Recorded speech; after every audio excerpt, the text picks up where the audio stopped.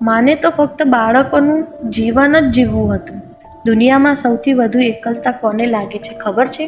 એ માને, જે આખી જિંદગી બાળકો માટે જીવે પણ વૃદ્ધાશ્રમમાં એ બાળકોનો પ્રેમ માટે તરસે. મીરાબેનના પતિનું અવસાન થયું હતું ત્યારે તેમનો દીકરો 3 વર્ષનો અને દીકરી 6 વર્ષની હતી. લોકોએ કહ્યું, હજી ઉંમર છે, બીજા લગ્ન કરી લે.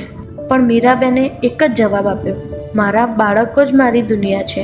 તેમણે દિવસ રાત લોકોના ઘરે કામ કર્યું, રસોઈ કરી, રાત્રે કપડાં સીવ્યા. ક્યારેક પોતે ભૂખ્યા સૂઈ જતા, પણ બાળકોને ક્યારેય ભૂખ્યા ઊંઘવા ના દેતા. દીકરાને એન્જિનિયર બનાવ્યો, દીકરીને પણ ડૉક્ટર બનાવી. વર્ષો પસાર થયા, બંને બાળકો પોતાના જીવનમાં સફળ બન્યા. દીકરો વિદેશ રહેવા લાગ્યો, દીકરી બીજા લગ્ન કરીને બીજા શહેર જતી રહી.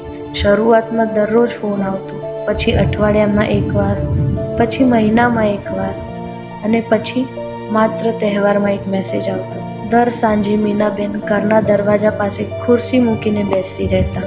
દરેક કારનો અવાજ સાંભળીને તે ઊભા થઈ જતા. કદાચ મારા બાળકો આવ્યા હશે, પણ દરવાજો ક્યારેય ખખડાયો નહીં.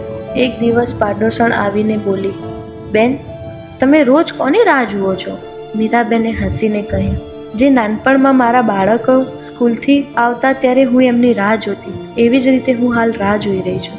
એક શિયાળાની રાત્રે તેમની તબિયત બગડી. પાડોશીઓએ દીકરા દીકરીને ફોન કર્યો. બંને કહ્યું, અમે આવવાનો પ્રયત્ન કરીએ છીએ, પણ કોઈ સમયસર પહોંચી શક્યું નહીં. મીરાબેન હોસ્પિટલમાં હતા. નર્સે પૂછ્યું, તમારી કોઈ છેલ્લી ઈચ્છા? તેમણે ધીમેથી કહ્યું, એકવાર મારા બાળકોને જોઈ લઉં. પણ આંખો બંધ થઈ ગઈ. 2 કલાક પછી દીકરો અને દીકરી હોસ્પિટલ પહોંચ્યા. માને બેડ પર એક નાનકડી ડાયરી જોઈ. તેના છેલ્લા પાના પર લખ્યું, બાળકો, મેં તમને ક્યારેય દોષ આપ્યો નથી. હું જાણું છું કે તમે તમારી જીવનમાં ખૂબ વ્યસ્ત હતા. બસ ક્યારેક મને પણ તમારો થોડો ટાઈમ જોઈતો હતો. પૈસા, ભેટ નથી જોઈતી, ફક્ત તમારું એક આલિંગન જોઈતું હતું. દીકરો ડાયરીને છાતીથી ચિપકાવીને રોવા લાગ્યો.